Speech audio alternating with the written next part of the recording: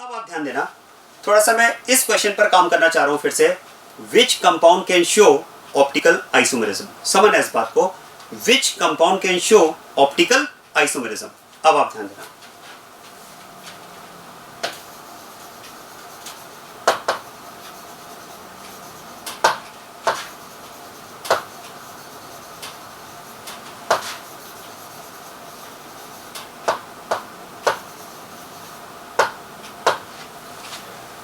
इस बात को मैं यहां पर आपको थोड़ा सा ध्यान दिलाना चाहूंगा। सुनिए इस बात को अच्छे से।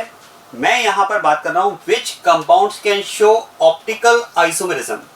ऑप्टिकल आइसोमेरिज्म की बात कर रहा हूं, नॉट ऑप्टिकल एक्टिविटी। क्योंकि देखो, अगर हम बात करें ऑप्टिकल एक्टिविटी की तो उसके लिए तो कंडीशन क्लियर है, हमने डिस्कस किया कि सीओएस और पीएस एब्सेंट होना चाहिए। अब एक पॉइंट आता है कि ऑप्टिकल एक्टिविटी की बात करो चाहे ऑप्टिकल आइसोमेरिज्म की बात करो, एक ही तो बात होगी। तो एक ही बात नहीं है, क्योंकि याद करो ऑप्टिकल आइसोमेरिज्म है, यस ऑप्टिकल आइसोमेरिज्म में ऑप्टिकली एक्टिव आइसोमर्स तो होंगे डेक्स्ट्रो लिवो, लेकिन याद करो ऑप्टिकली इनएक्टिव कंपाउंड भी तो ऑप्टिकल आइसोमर हो सकता है ना। कौन सा? मीसो आइसोमर। तो ध्यान देना, अगर क्वेश्चन आपको दिया जाए which compound can show optical isomerism, तो मैं चाहूंगा कि इस क्वेश्चन को करने के लिए हम आज यहां पर कंपाउंड्स को दो कैटेगरीज में डिवाइड कर रहे हैं। ध्यान दें,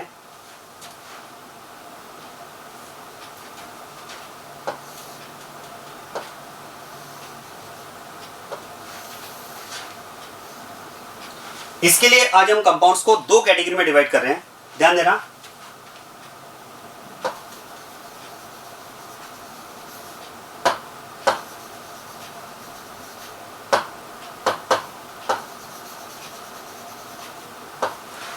compounds having chiral carbon atoms,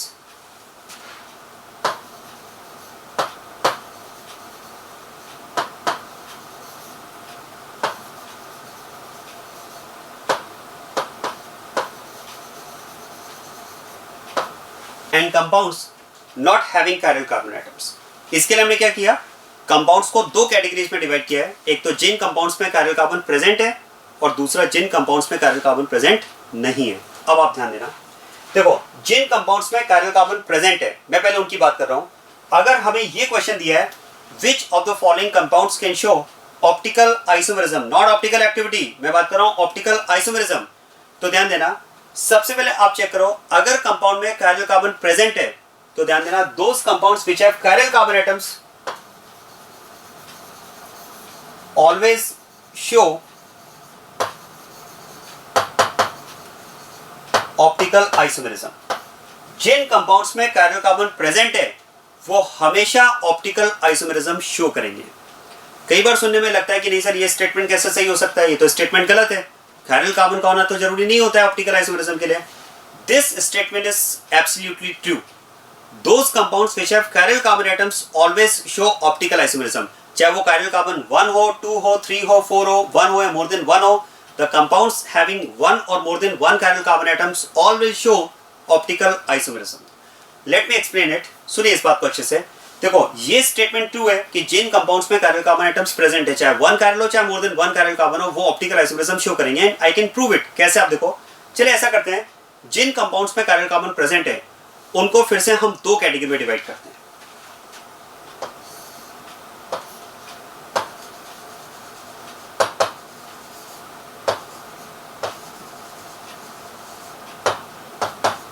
Compounds having one chiral carbon,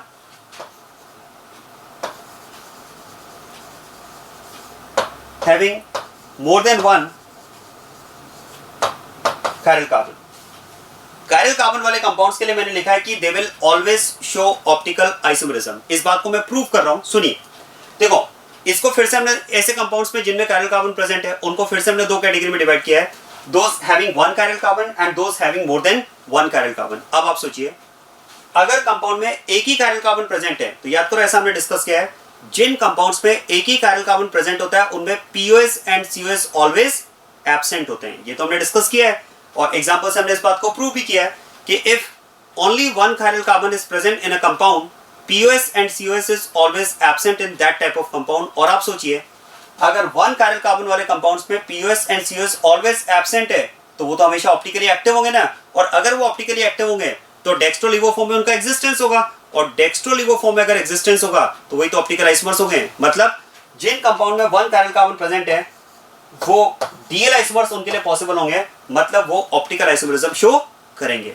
अब आप देखो, बात करते हैं मोर देन वन कायरल कार्बन की। अब आप याद करें, मोर देन वन कायरल कार्बन को भी हमने दो कैटेगरी में डिवाइड किया था, इसको मैं फर्दर दो कैटेगरीज में डिवाइड कर रहा हूं।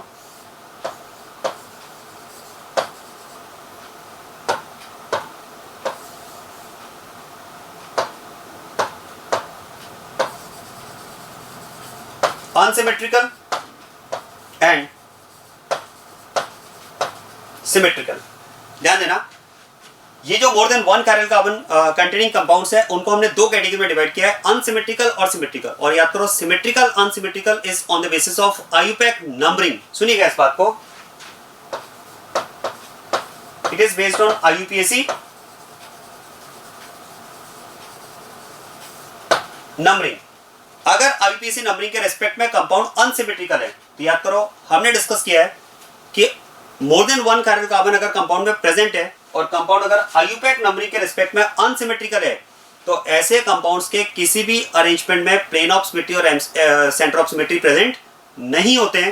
There all possible arrangements do not have POS and COS. और आप सोचिए, अगर ऐसे कंपाउंड्स में भी पीओएस एंड सीओएस अगर एब्सेंट है मतलब वो भी ऑप्टिकली एक्टिव होंगे, और अगर ऑप्टिकली एक्टिव होंगे तो फिर तो वो भी डीएल आइसोमर्स के फॉर्म में उनका एग्जिस्टेंस होगा, और अगर डीएल आइसोमर्स के फॉर्म में एग्जिस्टेंस होगा मतलब वो भी ऑप्टिकल आइसोमरिज्म शो करेंगे। और कंपाउंड में अगर मोर than one chiral carbon present है, ध्यान देना, कंपाउंड में अगर मोर than one chiral carbon present है और कंपाउंड अगर आईयूपैक नंबरिंग के रिस्पेक्ट में सिमेट्रिकल है तो याद करो, ऐसे कंपाउंड्स के तो मीजो आइसोमर पॉसिबल होते हैं। ध्यान देना, ऐसे कंपाउंड्स के तो मीजो आइसोमर पॉसिबल होते हैं, और याद करो जिन कंपाउंड्स के मीजो आइसोमर पॉसिबल होते हैं उनके डीएल आइसोमर्स भी तो पॉसिबल होते हैं। इसका मतलब तो फिर ऐसे कंपाउंड्स के meso, dextro and laevo three type के ऑप्टिकल आइसोमर्स होंगे, मतलब ऐसे कंपाउंड्स भी ऑप्टिकल आइसोमरिज्म तो शो करेंगे। इसी बेसिस पर मैंने आपसे कहा कि चाहे वन कायरल कार्बन हो, चाहे more than one chiral carbon हो, more than one chiral carbon में चाहे अनसिमेट्रिकल कंडीशन हो, सिमेट्रिकल कंडीशन हो, ऑप्टिकल आइसोमर्स तो सभी के पॉसिबल है। इसका मतलब all compounds having chiral carbon atoms will always show optical isomerism. हाँ, अगर आप यहां पर बात करें ऑप्टिकली एक्टिव तो फिर मैं कहना चाहूंगा कि जिनमें वन कायरल कार्बन है वो सब ऑप्टिकल एक्टिविटी शो करेंगे। मोर देन वन कायरल कार्बन में अनसिमेट्रिकल है तो वो भी ऑप्टिकली एक्टिव होंगे। सिमेट्रिकल है तो उसमें दोनों तरह के केसेस पॉसिबल है, एक्टिव वाले केस भी पॉसिबल है डीएल आइसोमर्स, और इनएक्टिव वाले केस भी पॉसिबल है मीजो आइसोमर। लेकिन मीजो आइसोमर ऑप्टिकली इनएक्टिव है बट ऑप्टिकल आइसोमर तो है ना। इसी बेसिस पर हमने कहा कि अगर क्वेश्चन आपको दिया जाए which of the following compounds can show optical isomerism, तो फिर मैं आपको एडवाइस करूंगा कि चारों ऑप्शन में से सबसे पहले वो ऑप्शन तो आप सर्च कर लो जिसमें कायरल कार्बन प्रेजेंट है। जिसमें कायरल कार्बन प्रेजेंट है वो तो पक्का ऑप्टिकल आइसोमरिज्म शो करेगा ही।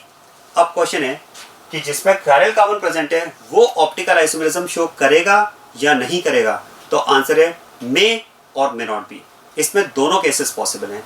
कंपाउंड में अगर कायरल कार्बन एब्सेंट है तो दैट कंपाउंड मे और may not show optical isomerism. Question है फिर इसको कैसे चेक करेंगे, ध्यान दें। ये जो हम बात करते हैं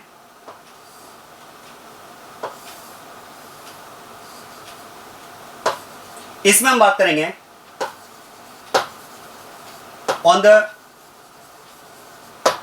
बेसिस ऑफ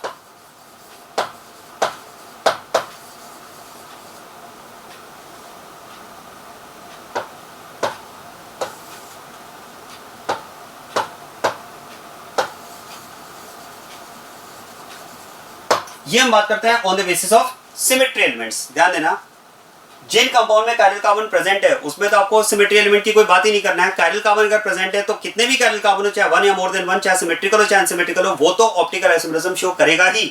क्वेश्चन है कि जिन कंपाउंड में कायरल कार्बन एब्सेंट है वो ऑप्टिकल आइसोमरिज्म शो कर भी सकते हैं, नहीं भी कर सकते हैं। क्वेश्चन है कैसे चेक करें, तो इसके लिए देखो, अगर कंसेप्चुअल बात की जाए तो कंसेप्चुअली तो हम इसको चेक करते हैं सिमेट्री एलिमेंट्स के बेसिस पर। और ध्यान देना, अगर हमारे पास कंडीशन है कि जो कंपाउंड आपको दिया हुआ है अगर उसमें सिमेट्री एलिमेंट प्रेजेंट है, ध्यान दें, अगर सिमेट्री एलिमेंट प्रेजेंट है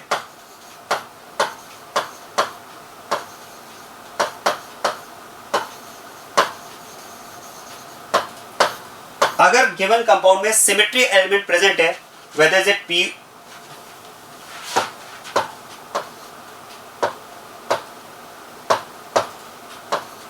whether is it POS, COS or both, अगर गिवन कंपाउंड में सिमेट्री एलिमेंट प्रेजेंट है, चाहे पीओएस प्रेजेंट हो, चाहे सीओएस प्रेजेंट हो, चाहे दोनों प्रेजेंट हो, एक भी सिमेट्री एलिमेंट प्रेजेंट है, तो यहां पर हमारा आंसर होगा विल नॉट शो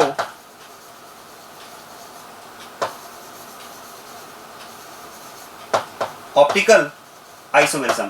ऐसा कंपाउंड ऑप्टिकल आइसोमेरिज्म शो नहीं कर पाएगा। अब जरा कंसेप्चुअली सुनना इस बात को अच्छे से। मैंने कहा कि अगर कंपाउंड में कायरल कार्बन प्रेजेंट नहीं है और ऐसे कंपाउंड में हमें चेक करना है कि वो ऑप्टिकल आइसोमेरिज्म शो करेगा या नहीं करेगा, तो ध्यान देना, अगर ऐसे कंपाउंड में सिमेट्री एलिमेंट प्रेजेंट मिलता है, चाहे पीओएस मिले या सीओएस मिले, एक भी सिमेट्री एलिमेंट मिला, तो हमारा आंसर होगा ऐसा कंपाउंड ऑप्टिकल आइसोमेरिज्म शो नहीं करेगा। क्वेश्चन है ऐसा क्यों? क्योंकि आप सोचिए, अगर ये कंपाउंड, इस कंपाउंड में अगर पीओएस या सीओएस प्रेजेंट है, अगर सिमेट्री एलिमेंट प्रेजेंट है, मतलब ये तो पक्का है कि ऑप्टिकली इनएक्टिव होगा। और अगर ये इनएक्टिव होगा तो ना तो डेक्स्ट्रो आइसोमर होगा, ना लिवो हो सकता है, क्योंकि डेक्स्ट्रो लिवो तो ऑप्टिकली एक्टिव है। तो इसका मतलब अगर कंपाउंड में सिमेट्री एलिमेंट प्रेजेंट है, तो ये तो क्लियर है कि डी नहीं है, डेक्स्ट्रो नहीं है, ये भी क्लियर है कि लिवो नहीं है, और ये भी क्लियर है कि मीजो नहीं है। क्वेश्चन है मीजो कैसे नहीं हो सकता? ऑप्टिकली इनएक्टिव, तो मीजो हो सकता है ना? यस, लेकिन इस कंडीशन में नहीं हो सकता, क्योंकि हम ऐसे कंपाउंड की बात कर रहे हैं जिसमें कायरल कार्बन प्रेजेंट नहीं है। जबकि आप याद करो, मीजो होने के लिए तो कंपाउंड में मोर than one chiral carbon present होना चाहिए। इसका मतलब ये बात तो क्लियर है कि अगर हम ऐसे कंपाउंड की बात कर रहे हैं जिसमें कायरल कार्बन प्रेजेंट नहीं है, कायरल कार्बन अगर प्रेजेंट नहीं है, नॉट हैविंग कायरल कार्बन, मतलब मीजो वाला केस तो पहले ही आउट हो चुका है, और मीजो वाला केस आउट हो चुका है। और अगर हम कह रहे हैं कि सिमेट्री एलिमेंट प्रेजेंट है, पीओएस या सीओएस, मतलब डेक्स्ट्रो लिवो भी आउट हो गया, तो मीजो भी नहीं है, डेक्स्ट्रो भी नहीं है, लिवो भी नहीं है। इसका मतलब वो कंपाउंड ऑप्टिकल आइसोमर ही नहीं है, मतलब वो कंपाउंड ऑप्टिकल आइसोमरिज्म शो नहीं कर रहा है। और अगर हम बात करें कि symmetry elements absent, both POS and COS, अगर सिमेट्री एलिमेंट एब्सेंट है, तो फिर हम बात करेंगे विल शो ऑप्टिकल आइसोमेरिज्म। इस केस में फिर कंपाउंड ऑप्टिकल आइसोमेरिज्म शो करेगा, क्योंकि आप सोचिए, अगर कंपाउंड में कायरल कार्बन प्रेजेंट नहीं है, कायरल कार्बन नहीं है, इसका मतलब मीजो तो आउट हो चुका है, क्योंकि मीजो के लिए तो मोर देन वन कायरल कार्बन होना चाहिए, हमने ऑलरेडी डिस्कस किया हुआ है। तो अगर कायरल कार्बन नहीं है, मतलब मीजो तो नहीं है। लेकिन हमने कहा कि कंपाउंड में सीओएस एंड पीओएस दोनों एब्सेंट है, दोनों एब्सेंट है, तो फिर डेक्स्ट्रो लिवो वाले केस तो बन सकते हैं ना। और अगर दोनों एब्सेंट है, मतलब ऑप्टिकली एक्टिव, और ऑप्टिकली एक्टिव मतलब डी आइसोमर्स, और डी आइसोमर्स मतलब इस केस में कंपाउंड ऑप्टिकल आइसोमेरिज्म शो करेगा। तो अब देखो, पॉइंट तो इसका मतलब ये हुआ कि अगर कायरल कार्बन प्रेजेंट है, तो no need to check symmetry elements, you can directly give the answer that the given compound having chiral carbon will always show optical isomerism. और अगर कायरल कार्बन नहीं है, तो कंसेप्चुअली तो आपको सिमेट्री एलिमेंट चेक करके आंसर देना पड़ेगा कि अगर गिवन कंपाउंड में कायरल कार्बन नहीं है, तो सिमेट्री एलिमेंट चेक करो, और अगर सिमेट्री एलिमेंट प्रेजेंट मिला तो नॉट एन ऑप्टिकल आइसोमर, और अगर प्रेजेंट नहीं मिला तो फिर वो कंपाउंड ऑप्टिकल आइसोमेरिज्म शो करेगा। लेकिन मैं आपको चाहूंगा कि इस कैटेगरी के लिए, ये जो कैटेगरी हम डिस्कस कर रहे हैं, इस कैटेगरी के लिए मैं चाहूंगा कि आप कुछ एग्जांपल्स डायरेक्टली माइंड में रखें, क्योंकि अगर इसके कुछ इंपॉर्टेंट एग्जांपल्स जो मैं आपको बता रहा हूं वो अगर आपने डायरेक्टली माइंड में रहा, तो इस क्वेश्चन के लिए आप ऑलमोस्ट सेंटर ऑफ सिमेट्री और प्लेन ऑफ सिमेट्री को चेक करने से बच जाएंगे। क्योंकि देखो, plane of symmetry, centre of symmetry check करने का तरीका हमने डिस्कस किया है, लेकिन देखो उसमें भी ठीक है, धीरे धीरे प्रैक्टिस से आपको चीजें समझ में आएगी, लेकिन इनिशियली थोड़ा सा टाइम टेकिंग प्रोसेस तो लगता है। तो मैं चाहूंगा कि इस क्वेश्चन का आंसर, देखो अगर आपसे ऑप्टिकल एक्टिविटी के लिए पूछा जाए, तब तो हमारे पास ऑप्शन नहीं है, तब तो हमें पीओएस एंड सीओएस चेक करना ही पड़ेगा। लेकिन अगर ये क्वेश्चन पूछा जाए कि जो कंपाउंड है उनमें से कौन ऑप्टिकल आइसोमेरिज्म शो करेगा, तो मैं चाहता हूं कि इस क्वेश्चन का आंसर देने के लिए आपको सिमेट्री एलिमेंट कम से कम चेक करना पड़े, और उसके लिए कायरल कार्बन वाले कंपाउंड्स पे तो चेक करना ही नहीं है, तो डायरेक्ट आंसर है कि ऑप्टिकल आइसोमेरिज्म शो करेगा। अगर कायरल कार्बन नहीं है, तो हमने कहा कंसेप्चुअली तो सिमेट्री एलिमेंट्स एब्सेंट हो गए, तब वो ऑप्टिकल आइसोमेरिज्म शो करेगा, ये बात सही है। लेकिन मैं चाहता हूं कि इसके एग्जांपल्स आप डायरेक्टली माइंड में रखो। सुनिए, ऐसे कंपाउंड्स के एग्जांपल्स क्या क्या हो सकते हैं, जरा उसकी बात करते हैं। ऐसे कंपाउंड्स में फर्स्ट एग्जांपल तो हम लेंगे क्यूमुलेटेड पॉलीईन। ऐसे कंपाउंड्स में फर्स्ट एग्जांपल आपको माइंड में रखना है क्यूमुलेटेड पॉलीईन। आप याद करो, जिन क्यूमुलेटेड पॉलीईन के टर्मिनल कार्बन एटम्स पर यूनिट्स परपेंडिकुलर प्लेन में और इंडिविजुअली डिफरेंट है, याद करो ऐसे क्यूमुलेटेड पॉलीईन में पीओएस एंड सीओएस एब्सेंट होता है। सुनिएगा बात को, ये तो हम डिस्कस कर चुके हैं ऑलरेडी। अगर हम बात करें units in perpendicular plane and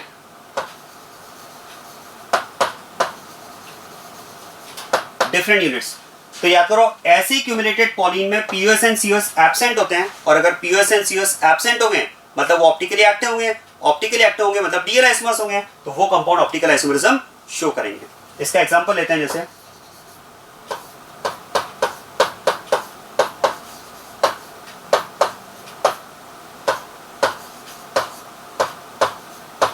जैसे ये कंपाउंड आप देखो, this is the cumulated polyene in which units are in perpendicular plane. वो समझ में आ रहा है कैसे? क्योंकि number of double bond even number है, तो यूनिट्स परपेंडिकुलर प्लेन में और दोनों टर्मिनल पर यूनिट्स भी इंडिविजुअली डिफरेंट है. तो ऐसे कंपाउंड्स हम ऑलरेडी डिस्कस कर चुके हैं कि ऐसी क्यूमुलेटेड पॉलीन में पीओएस एंड सीओएस एब्सेंट होगा तो मतलब ये ऑप्टिकली एक्टिव होगा, ऑप्टिकली एक्टिव होगा मतलब ये ऑप्टिकल आइसोमरिज्म शो करेगा. और देखो अगर ये डेक्स्ट्रो नेचर का हुआ तो इसका मिरर बेस लीवो, और ये अगर लीवो नेचर का हुआ तो इसका मिरर बेस डेक्स्ट्रो हो जाएगा. तो देखो इसमें कोई कायरल कार्बन नहीं है, मतलब ये इस कैटेगरी का कंपाउंड है और ऑप्टिकल आइसोमरिज्म शो करेगा. और इसी कैटेगरी में आप याद करो एक और कैटेगरी हमने डिस्कस की थी, पॉलीफिनाइल.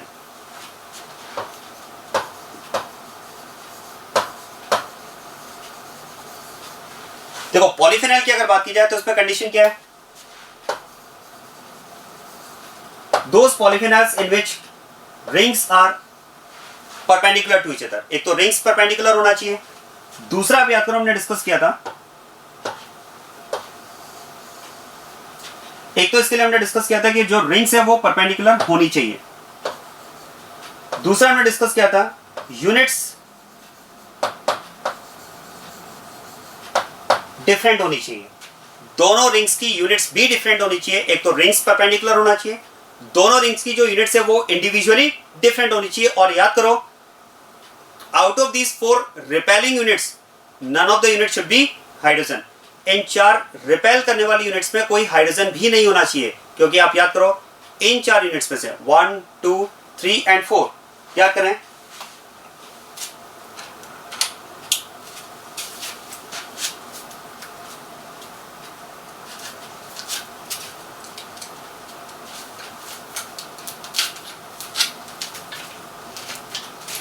याद करो इसमें हमने एक तो डिस्कस किया था कि रिंग्स परपेंडिकुलर होना चाहिए, दूसरा यूनिट्स हर रिंग की दोनों यूनिट्स डिफरेंट होना चाहिए, इसकी भी दोनों डिफरेंट, इसकी भी इंडिविजुअली डिफरेंट, और साथ में आप याद करो इन चारों यूनिट्स में से कोई भी यूनिट हाइड्रोजन नहीं होना चाहिए, क्योंकि याद करो इन चारों में से एक भी हाइड्रोजन हुआ तो रोटेशन बिकम्स फ्री. उस केस में तो रोटेशन फ्री हो जाएगा ना, और रोटेशन अगर फ्री हो गया तो फिर तो जब रोटेशन फ्री होने की वजह से जैसे ही ये रिंग इस रिंग के सेम प्लेन में आएगी हम इसमें प्लेन ऑफ सिमेट्री की बात कर लेंगे. और हम अगर चाहते हैं कि प्लेन ऑफ सिमेट्री ना मिले, सेंटर ऑफ सिमेट्री ना मिले, तो फिर तो उसके लिए हम चाहेंगे कि हमारे पास कोई भी रिपेल करने वाली यूनिट हाइड्रोजन ना हो ताकि रोटेशन रेस्ट्रिक्टेड रहे. तो साथ में हम ये भी कहेंगे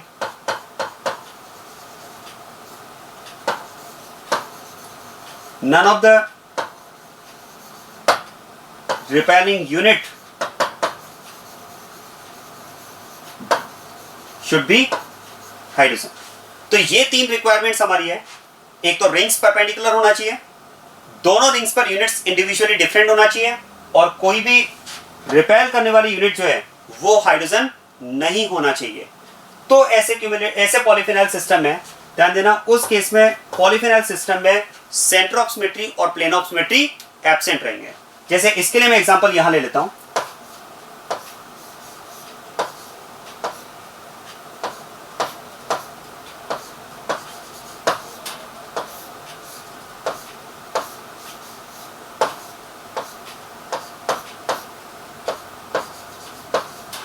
जैसे आप देखो यहां पर हम बात कर सकते हैं कि दोनों रिंग्स आपस में परपेंडिकुलर रहेंगी.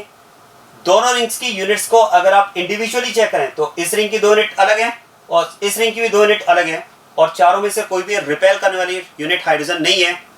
तो फिर आप डायरेक्ट कह सकते हैं कि ऐसा मॉलिक्यूल में प्लेन ऑफ सिमेट्री और सेंटर ऑफ सिमेट्री एब्सेंट होंगे, मतलब वो भी इस कैटेगरी का होगा, मतलब वो भी ऑप्टिकल आइसोमरिज्म शो करेगा. और इसी एग्जाम्पल में मैं एक और कैटेगरी आपके सामने रखना चाह रहा हूं, आप ध्यान देना. थर्ड कैटेगरी की हम बात करेंगे. इसमें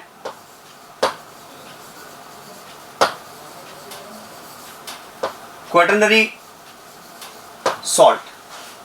आप ध्यान देना without chiral carbon containing compounds में हमने कहा कि अगर सेंटर ऑफ सिमेट्री और प्लेन ऑफ सिमेट्री एब्सेंट हुआ तो वो ऑप्टिकल आइसोमेरिज्म शो करने वाले कंपाउंड्स होंगे। उसमें एक तो कैटेगरी मैंने आपसे कहा क्यूमुलेटेड पॉलीन, दूसरी कैटेगरी मैंने आपसे कहा पॉलीफिनाइल, और थर्ड कैटेगरी में चाहूंगा आपको याद रखना है क्वाटरनरी सॉल्ट। देखो क्वाटरनरी सॉल्ट क्या होता है,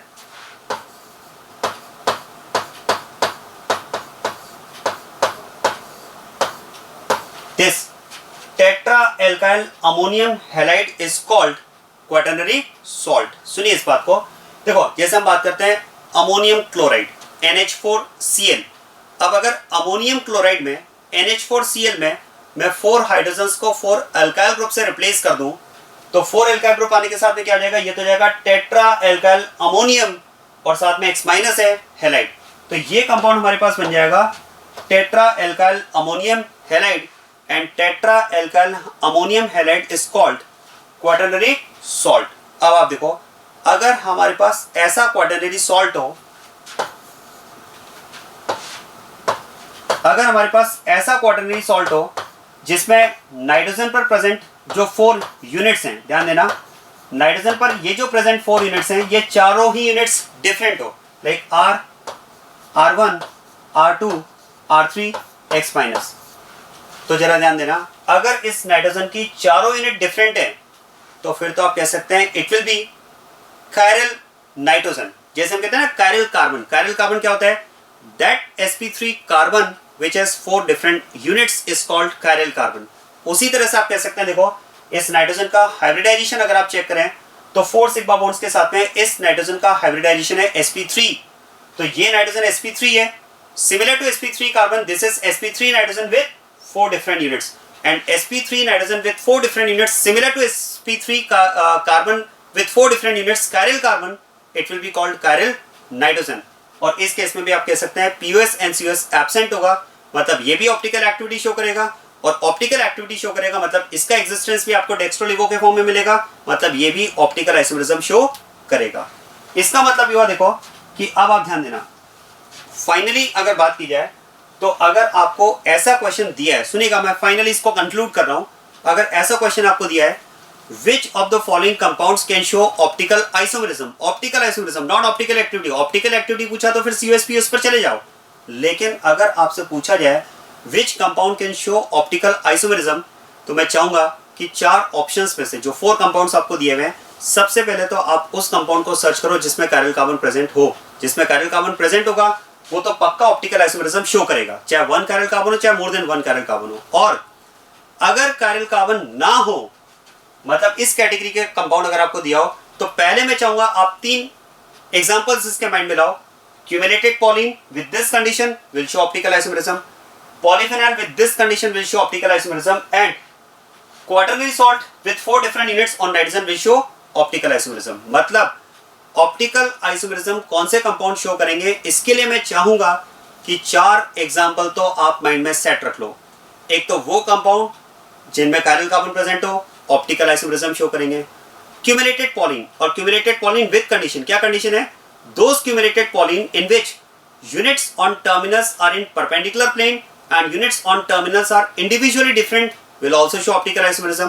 पॉलीफिनाइल्स with which condition, polyphenols in which rings are perpendicular, units on rings are individually different and none of the repelling unit is hydrogen will show optical isomerism, and those quaternary salt in which 4 units on nitrogen are different will also show optical isomerism। मैं आपको बता रहा हूँ इन 4 category के compound से आपका ये question 99.99% तो सॉल्व हो जाएगा, क्योंकि मोस्टली इसी तरह के एग्जांपल्स देकर के आपसे क्वेश्चन पूछे जाते हैं। लेकिन मान लो अगर आप कहें कि सर ये दिया होगा तो हम पहचान लेंगे, ये दिया होगा तब भी पहचान लेंगे, ये दिया होगा तब भी आइडेंटिफाई कर लेंगे, और अगर ये दिया होगा तब भी आइडेंटिफाई कर लेंगे, लेकिन अगर कुछ नए कंपाउंड दे देंगे तो क्या करेंगे, कोई बात नहीं, नया कंपाउंड आपको दिया तो मैंने कंसेप्ट आपको पहले दिया है, अगर उस कंपाउंड में कायरल कार्बन प्रेजेंट नहीं है और अगर वो इनमें से किसी कैटेगरी का नहीं, कुछ अलग ही कंपाउंड आपको दे दिया गया है तो कोई बात नहीं, आप उसमें POS एंड COS चेक करो। अगर POS COS प्रेजेंट हुआ तो will not show optical isomerism, और अगर POS एंड COS एब्सेंट हुए तो विल शो ऑप्टिकल आइसोमेरिज्म। इस तरह से आप इस क्वेश्चन का आंसर दे सकते हैं, और ये क्वेश्चन कई बार पहले कॉम्पिटिटिव एग्जाम्स में पूछा गया है, इसलिए इस क्वेश्चन का आंसर आप इस तरीके से दें। तब तक के लिए thank you everyone, stay home, stay safe.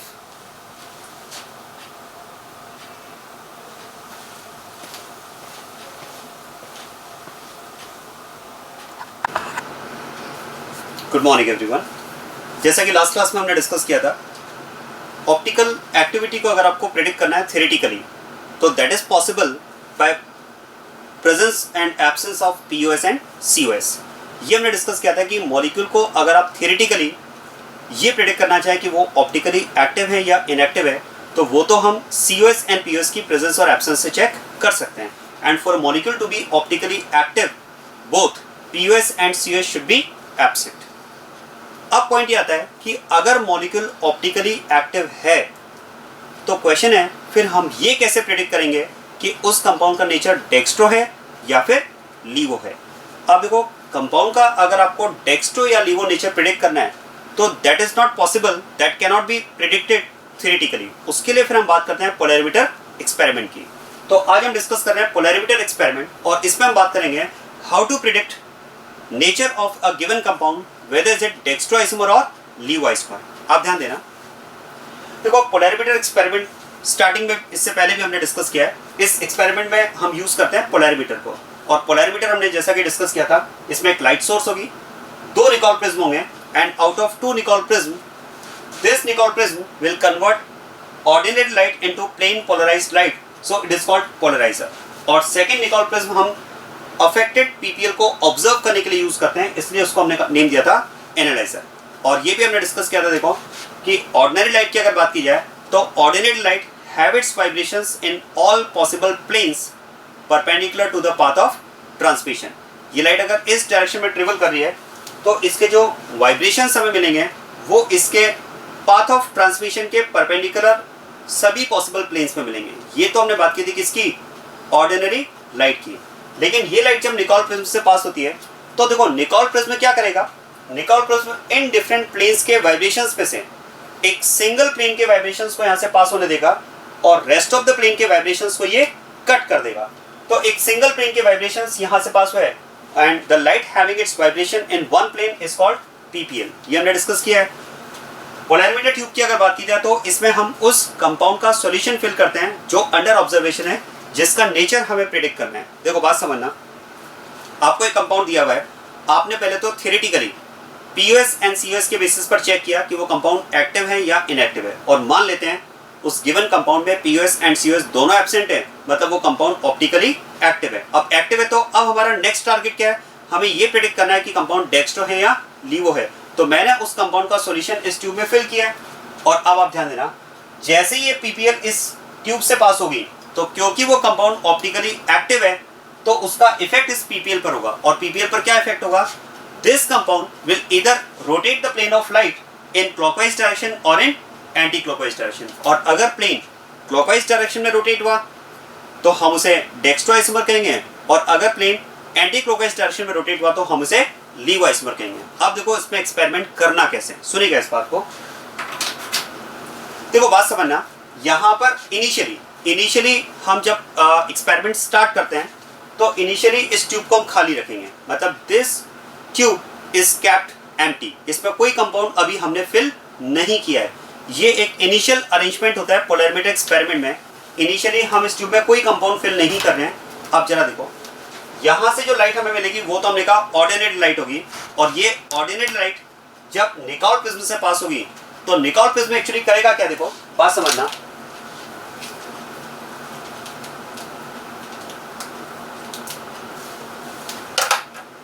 जैसे ये अगर हमारे पास एक ऑर्डिनरी लाइट है और ये लाइट इस डायरेक्शन में ट्रेवल कर रही है और इसके वाइब्रेशंस हमें सारे पॉसिबल प्लेन्स में मिल रहे हैं, तो निकोल प्रिज्म क्या करता है, देखो ये लाइट जब निकोल प्रिज्म से पास होगी तो निकोल प्रिज्म क्या करेगा, एक सिंगल प्लेन के वाइब्रेशंस को पास होने देगा और बाकी प्लेन के वाइब्रेशंस को यहाँ पर कट कर देगा। आप इसको ऐसे समझ लो कि ये लाइट जब निकोल प्रिज्म से पास हो रही है तो इस निकोल प्रिज्म से पास होने पर इसका इस प्लेन के वाइब्रेशन कट हो गए, इस प्लेन के वाइब्रेशन भी कट हो गए, और एक सिंगल प्लेन के वाइब्रेशन को इसने पास होने दिया है। ये बात क्लियर हुई है। अब आप ध्यान देना, इस सिंगल प्लेन के साथ में जो लाइट आपको मिलेगी दैट इज पीपीएल। इसके बाकी के प्लेन्स को उसने कट किया और एक सिंगल प्लेन के वाइब्रेशन यहां से पास हो गए। इसी लाइट को हमने नेम दिया था पीपीएल। अब जरा ध्यान देना,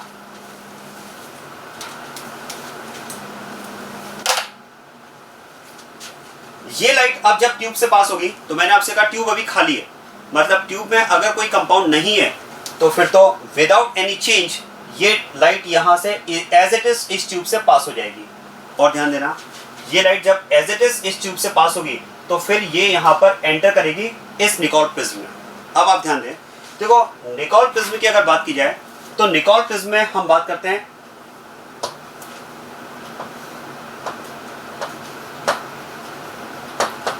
एक्सिस ऑफ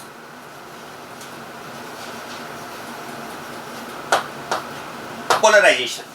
ध्यान देना, एक्सिस ऑफ पोलराइजेशन की अगर बात की जाए तो निकोल प्रिज्म क्या करेगा, देखो एक सिंगल प्लेन के वाइब्रेशंस को तो पास होने देगा और बाकी प्लेन के वाइब्रेशंस को वो कट कर देगा। तो यहां से एक सिंगल प्लेन इसमें से पास हुआ और जैसा कि मैंने आपसे कहा कि इनिशियली इस ट्यूब को हमने खाली रखा है, तो विदाउट एनी चेंज ये लाइट यहां से भी पास हो जाएगी। और जब ये लाइट इस निकोल प्रिज्म में एंटर करेगी तो ध्यान देना, जैसे हम निकोल प्रिज्म में यहां पर एक्सिस ऑफ पोलराइजेशन की बात कर रहे हैं तो इसमें भी एक्सिस ऑफ पोलराइजेशन है, इसका भी एक्सिस ऑफ पोलराइजेशन है, जिसके थ्रू ये क्या करेगा, एक सिंगल प्लेन के वाइब्रेशंस को पास होने देगा। अब जरा ध्यान देना, इस निकोल प्रिज्म का जो एक्सिस ऑफ पोलराइजेशन है दैट इज फिक्स्ड, मतलब ये निकोल प्रिज्म यहां पर फिक्स्ड है, इसका एक्सिस ऑफ पोलराइजेशन हम चेंज नहीं कर सकते। बट ये जो निकोल प्रिज्म है इसका एक्सिस ऑफ पोलराइजेशन फिक्स नहीं है। एक्सिस ऑफ पोलराइजेशन मतलब एक स्पेसिफिक प्लेन के वाइब्रेशंस को ये पास होने देगा। तो यहां पर आप ध्यान देना, वो यहां पर फिक्स्ड नहीं है, इट इज रोटेटेबल।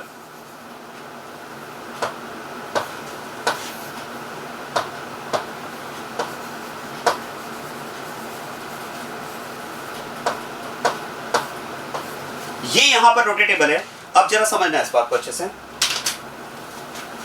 मान लेते हैं इस निकोल प्रिज्म का एक्सिस ऑफ पोलराइजेशन ये है और इस निकोल प्रिज्म का एक्सिस ऑफ पोलराइजेशन ये है, तो होगा क्या, देखो जब मल्टीपल प्लेन्स के साथ में लाइट इस निकोल प्रिज्म से पास होगी तो ये एक सिंगल प्लेन के वाइब्रेशन यहां से पास होने देगा। मान लेते हैं कि इस एक्सिस ऑफ पोलराइजेशन के थ्रू जो प्लेन पास हुआ है वो ये प्लेन पास हुआ है। अब आप ध्यान देना, अगर मैं इस निकोल प्रिज्म के एक्सिस ऑफ पोलराइजेशन को इस निकोल प्रिज्म के एक्सिस ऑफ पोलराइजेशन के पैरेलल रखता हूं, अगर दोनों की एक्सिस ऑफ पोलराइजेशन पैरेलल है तो होगा क्या, दोनों की अगर एक्सिस ऑफ पोलराइजेशन पैरेलल है तो दोनों सेम प्लेन के वाइब्रेशंस को पास होने देंगे। मतलब आप कह सकते हैं कि जिस प्लेन का वाइब्रेशन यहां से पास हुए हैं, अगर ये एक्सिस ऑफ पोलराइजेशन सेम है, पैरेलल है इसके, तो क्योंकि अभी बीच में ट्यूब खाली है, हमने ट्यूब में कोई कंपाउंड फिल नहीं किया है, तो इस प्लेन के साथ में विदाउट एनी चेंज ये जब पीपीएल इस निकोल प्रिज्म से पास होगी तो क्योंकि इसका एक्सिस ऑफ पोलराइजेशन इस एक्सिस ऑफ पोलराइजेशन के पैरेलल है तो सेम प्लेन यहां से भी पास हो जाएगा। और जब ये लाइट यहां से पास हो जाएगी तो ऑब्जर्वर को इस लाइट की कंप्लीट इंटेंसिटी यहां पर मिलेगी। ये बात समझ में आ रही है। और आप सोचिए, अगर मैं इस एनालाइजर की एक्सिस ऑफ पोलराइजेशन को इस पोलराइजर की एक्सिस के परपेंडिकुलर कर दूं तो क्या होगा, जो प्लेन यहां से पास हुआ है वो प्लेन यहां पर कट हो जाएगा। और ऐसे केस में हम बात कर सकते हैं कि लाइट की इंटेंसिटी ऑब्जर्वर को मिनिमम मिलेगी। मतलब इनिशियली यहां पर मैं दो केस ले रहा हूं, इस बात को मैं रिपीट कर रहा हूं, इस ट्यूब में हमने कोई कंपाउंड फिल नहीं किया है और यहां पर इनिशियल स्टेज पर मैंने दो एक्सट्रीम कंडीशन ली कि अगर मैं एनालाइजर की एक्सिस ऑफ पोलराइजेशन को पोलराइजर की एक्सिस ऑफ पोलराइजेशन के पैरेलल रखूंगा तो जो लाइट जिस प्लेन के साथ में यहां से पास हुई है वो लाइट सेम प्लेन के साथ में यहां से पास हो जाएगी, ऑब्जर्वर को लाइट की इंटेंसिटी मैक्सिमम मिलेगी। और अगर मैं इसको परपेंडिकुलर कर दूं तो ये लाइट यहां पर कट हो जाएगी, उस केस में लाइट की इंटेंसिटी मिनिमम होगी। अब इनिशियली हम क्या करेंगे, देखो यहां पर इस एक्सिस को इस एक्सिस के पैरेलल रखेंगे ताकि जो प्लेन यहां से पास हुआ है वो प्लेन यहां से भी पास हो जाए और लाइट की इंटेंसिटी मैक्सिमम मिले। और यहां पर एक स्केल मार्क्ड होगा, उस स्केल में डिग्री मार्क्ड होगी जिसके थ्रू हम ये पता कर पाएंगे कि प्लेन कितने एंगल से डिफ्लेक्ट हुआ है। और ध्यान देना, इनिशियल अरेंजमेंट में जब हम ये बात कर रहे हैं कि ये एक्सिस इस एक्सिस के अगर पैरेलल है तो जो प्लेन यहां से पास हुआ वो प्लेन यहां से पास हो जाएगा। यहां पर अभी मेरा स्केल 0 डिग्री शो कर रहा है, ध्यान देना यहां पर मेरा स्केल 0 डिग्री शो कर रहा है। इस 0 डिग्री पर मेरे पास लाइट की इंटेंसिटी क्या है, मैक्सिमम है। क्यों मैक्सिमम है, क्योंकि यहां पर एक्सिस ऑफ पोलराइजेशन जो है वो इस एक्सिस के पैरेलल है, तो दोनों सेम प्लेन के वाइब्रेशंस को पास कर रहे हैं, लाइट की इंटेंसिटी कंप्लीट मुझे यहां पर मिल पा रही है। और अब आप ध्यान देना, इस 0 डिग्री एंगल की रीडिंग के साथ में मैं यहां पर एक्सपेरिमेंट स्टार्ट कर रहा हूं। और एक्सपेरिमेंट स्टार्ट करने के लिए मैं क्या कर रहा हूं, अब इस ट्यूब में मैं उस ऑप्टिकली एक्टिव कंपाउंड का सॉल्यूशन फिल कर रहा हूं जिसका नेचर मुझे प्रेडिक्ट करना है कि वो कंपाउंड डेक्स्ट्रो है या फिर लीवो है। तो अब जरा देखो, इस एक्सिस से ये प्लेन पास हुआ, लेकिन अब जब ये प्लेन, जब इस प्लेन के साथ में पीपीएल ट्यूब के थ्रू पास होगी, पोलैरिमीटर ट्यूब के थ्रू, तो ये कंपाउंड के कांटेक्ट में आएगी, और कंपाउंड के कांटेक्ट में आने से मान लेते हैं कि ये प्लेन इस तरह से डिफ्लेक्ट हो गया। ध्यान देना, जब कंपाउंड के कांटेक्ट में ये पीपीएल आई तो मान लेते हैं कि ये प्लेन इस तरह से डिफ्लेक्ट हो गया, और अगर ये प्लेन डिफ्लेक्ट हुआ तो क्या मैं कह सकता हूं इस प्लेन के साथ में तो अब ये लाइट यहां से कंप्लीटली पास नहीं हो पाएगी, और अगर ये लाइट पास नहीं हो पाएगी तो फिर तो मैं कह सकता हूं कि जिस मैक्सिमम इंटेंसिटी के लिए मैंने इस एनालाइजर को सेट किया था वो इंटेंसिटी अब मुझे मैक्सिमम नहीं मिलेगी। हाँ, लेकिन एक बात तो क्लियर है कि ये इंटेंसिटी मुझे मैक्सिमम कब मिल सकती है, जब ये लाइट इस प्लेन के साथ में इस एक्सिस के थ्रू पास हो जाए, इस एनालाइजर के थ्रू पास हो जाए, इस निकोल प्रिज्म के थ्रू पास हो जाए। देखो वो तो तभी पॉसिबल है जब मैं इस निकोल प्रिज्म को थोड़ा सा एडजस्ट कर दूं, और इसको इस तरह से एडजस्ट कर दूं, इसकी एक्सिस ऑफ पोलराइजेशन को मैं इस तरह से एडजस्ट कर दूं कि ये इस प्लेन के वाइब्रेशन को पास होने दें। इसका मतलब क्या हुआ, देखो ध्यान देना, सुनना इस बात को कि अगर यहां पर अगर हम बात करें कि देखो ये सिंगल प्लेन यहां से पास हुआ, और ये प्लेन, ये पीपीएल जब इस कंपाउंड के कांटेक्ट में आई, अब हमने ट्यूब में कंपाउंड फिल कर दिया है, तो ये जब पीपीएल इस कंपाउंड के कांटेक्ट में आई और इस कंपाउंड का जब इस लाइट के साथ में इंटरेक्शन हुआ, तो ऐसा मान लेते हैं कि इस इंटरेक्शन में ये जो प्लेन है वो इस कंपाउंड के कांटेक्ट में आने के साथ साथ डिफ्लेक्ट होता चला गया, और अब जो प्लेन यहां पर मिला, जिस न्यू प्लेन के साथ में पीपीएल हमें मिली, वो पीपीएल मान लो हमारे पास ये है। तो एक बात तो क्लियर है, देखो कि आपने इनिशियली एनालाइजर की जो एक्सिस ऑफ पोलराइजेशन है उसको आपने पोलराइजर की जो एक्सिस ऑफ पोलराइजेशन है उसके पैरेलल रखा था, तो फिर तो हम कह सकते हैं कि जिस प्लेन को इसने पास होने दिया था, अगर उसी प्लेन के साथ में लाइट अगर यहाँ पर एंटर करेगी तो पास होगी, लेकिन हमने कहा कि बीच में कंपाउंड के साथ में इंटरेक्शन के बाद में वो प्लेन डिफ्लेक्ट हुआ, और प्लेन डिफ्लेक्ट होने के बाद में अब ये यहाँ पर लाइट कंप्लीटली पास नहीं हो पा रही है, तो फिर तो हम कह सकते हैं कि लाइट की इंटेंसिटी यहाँ पर मैक्सिमम ना होकर के कम हो जाएगी। अब अगर मैं चाहता हूँ कि लाइट की इंटेंसिटी मुझे फिर से मैक्सिमम मिले, तो मुझे क्या करना पड़ेगा, इस एनालाइजर को रीसेट करना पड़ेगा, इसकी एक्सिस ऑफ पोलराइजेशन को मुझे रीसेट करना पड़ेगा। और रीसेट करने के लिए मैं क्या करूंगा, देखो अगर मैंने इस पोलराइजर को ऐसे रोटेट कर दिया तो फिर ये प्लेन इस पर से पास हो जाएगा, और लाइट की इंटेंसिटी मुझे फिर से मैक्सिमम मिल जाएगी। तो ध्यान देना, ये प्लेन यहां से पास हुआ, और मैंने कहा कि इसकी एक्सिस ऑफ पोलराइजेशन जो है वो इसके पैरेलल है, तो ये प्लेन यहां से पास हुआ, लेकिन जब ये कंपाउंड के कांटेक्ट में आया तो मान लेते हैं कि ये कंपाउंड के कांटेक्ट में आने से प्लेन रोटेट हो गया, और अगर ये रोटेट हुआ तो अब इस प्लेन के साथ में पीपीएल जब इस निकोल प्रिज्म में एंटर करेगी एनालाइजर में तो पास नहीं हो पाएगी, तो लाइट की इंटेंसिटी मैक्सिमम हो जाएगी, अब मिनिमम हो जाएगी, कम हो जाएगी। ध्यान देना, लाइट की इंटेंसिटी अगर कम हो गई और अगर मैं चाहता हूं कि लाइट की इंटेंसिटी मुझे मैक्सिमम मिले, तो वो तो तब हो सकता है जब मैं इस एनालाइजर को रीसेट कर दूं। और रीसेट कैसे करूं, अगर मैं इस एनालाइजर को इस तरह से सेट कर दूं तो ये प्लेन इसमें से पास हो जाएगा, और प्लेन अगर इसमें से पास हुआ तो लाइट की इंटेंसिटी मुझे फिर से मैक्सिमम मिल जाएगी। और ध्यान देना, ऐसा अगर मान लिया जाए, सुनिएगा इस बात को, अगर ये मान लिया जाए कि ये जो प्लेन है, ये प्लेन अगर क्लॉकवाइज अल्फा डिग्री एंगल से रोटेट हुआ है, समझ इस बात को, मान लेते हैं अगर ये plane alpha degree clockwise angle, clockwise direction में अल्फा डिग्री एंगल से रोटेट हुआ है, तो मुझे क्या करना पड़ेगा, इस एनालाइजर को जब मैं रीसेट करूंगा तो ये अगर अल्फा डिग्री एंगल से क्लॉकवाइज डायरेक्शन में रोटेट हो चुका है, तो मैं क्या करूंगा, इस एनालाइजर को जब अल्फा डिग्री क्लॉकवाइज रोटेट करूंगा, ध्यान देना मैं इसको दोनों साइड में रोटेट करके देख रहा हूं, इस साइड रोटेट करने के साथ में जब मैंने इसको अल्फा डिग्री रोटेट किया तो ये प्लेन इसमें से पास हो जाएगा, और पास हो जाएगा तो लाइट की इंटेंसिटी मुझे फिर से मैक्सिमम मिलेगी। और ध्यान देना, अगर इस एनालाइजर को रीसेट करते टाइम इसको क्लॉकवाइज रोटेट करने से अगर लाइट की इंटेंसिटी मैक्सिमम मिली, तो अंडरस्टूड है कि प्लेन क्लॉकवाइज रोटेट हुआ, और प्लेन अगर क्लॉकवाइज रोटेट हुआ है मतलब कंपाउंड डेक्स्ट्रो नेचर का है। ये बात समझ में आ रही है। और अगर इस एनालाइजर को, ध्यान देना, सुनिएगा इस बात को, जैसे ये आपके पास पोलराइजर और ये एनालाइजर है, अब इस प्लेन के साथ में यहाँ से लाइट पास हुई, हमने कहा कि ये जब कंपाउंड के कांटेक्ट में आई, ट्यूब में कंपाउंड का सॉल्यूशन फिल कर दिया है, तो ये जब कंपाउंड का कांटेक्ट में आई तो ऐसा मान लेते हैं कि ये प्लेन जो है, ये प्लेन मान लो इस तरह से डिफ्लेक्ट हो गया, तो क्या करना पड़ेगा, अब इस एनालाइजर को मुझे रीसेट करना पड़ेगा ताकि ये प्लेन इसमें से पास हो जाए। और अगर मैंने इसको रीसेट इस तरह से किया और ये प्लेन इसमें से पास हो गया, तो आपके अकॉर्डिंग मैं कह सकता हूं कि मैंने इस एनालाइजर को क्या किया, एंटी क्लॉकवाइज घुमा दिया। एंटी क्लॉकवाइज घुमा दिया मतलब अंडरस्टूड है कि प्लेन एंटी क्लॉकवाइज घुमा, और प्लेन अगर एंटी क्लॉकवाइज घुमा है तो मतलब ये कंपाउंड लीवो नेचर का है। और अगर ये प्लेन कंपाउंड के कांटेक्ट में आने के बाद में मान लो इस तरह से रिफ्लेक्ट हुआ और एनालाइजर को जब मैंने इस तरह से रीसेट किया और प्लेन इसमें से पास हुआ, तो फिर अंडरस्टूड है कि एनालाइजर को अगर मैंने क्लॉकवाइज रोटेट किया है तो मतलब प्लेन क्लॉकवाइज रोटेट हुआ है, और प्लेन अगर क्लॉकवाइज रोटेट हुआ है मतलब कंपाउंड डेक्स्ट्रो नेचर का है। इस तरह से हम कंपाउंड का नेचर प्रेडिक्ट करते हैं कि कंपाउंड डेक्स्ट्रो नेचर का है या फिर लीवो नेचर का है। अब यहां पर एक इंपॉर्टेंट पॉइंट सुनिए।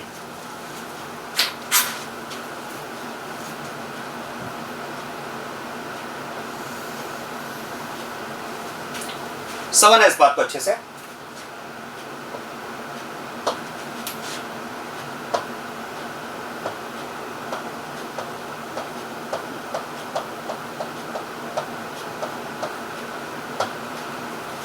ये तो इनिशियल प्लेन इस कंपाउंड के कांटेक्ट में आने से पहले वाली पीपीएल का है, और हम ये कह रहे हैं कि ऐसा मान लेते हैं कि कंपाउंड के साथ में जब पीपीएल का इंटरेक्शन हुआ तो उस इंटरेक्शन के बाद में अब हमारे पास जो लाइट है वो लाइट हमारे पास इस प्लेन के साथ में है, इस प्लेन के साथ में अब वो लाइट हमें मिल रही है।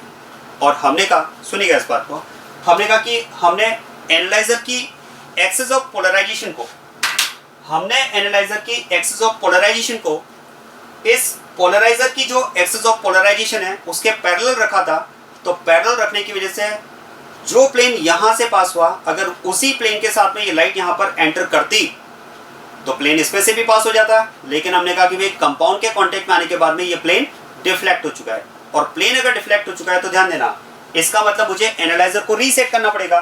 ध्यान देना मैंने एनालाइजर को इनिशियली इस प्लेन के लिए सेट किया हुआ था, लेकिन अगर ये प्लेन रोटेट हो चुका है तो ध्यान देना अब मैं इस एनालाइजर को जब रीसेट करूंगा, और अगर मैंने इसको रीसेट किया और रीसेट करने के बाद में यहां पर अगर मैं इसको लेकर आता हूं तो फिर तो ये प्लेन इसमें से पास हो जाएगा और प्लेन इसमें से पास हो जाएगा, तो मुझे लाइट की इंटेंसिटी फिर से मैक्सिमम मिल जाएगी। और इस तरह से ध्यान देना, इस तरह से हम बात कर सकते हैं कि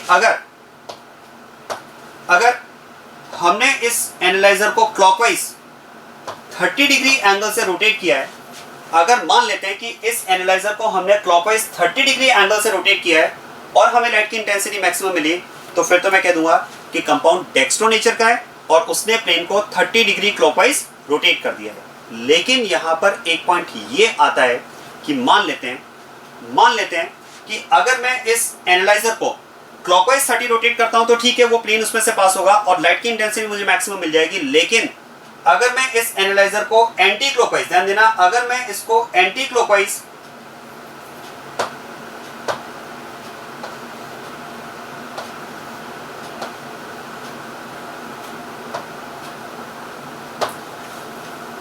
यहां पर इस एनालाइजर को एंटी क्लॉकवाइज अगर 150 रोटेट कर दूं, समझना इस बात को, अगर मैं इसको एंटी क्लॉकवाइज 150 रोटेट कर दूं तब भी तो ये प्लेन इसमें से पास हो जाएगा।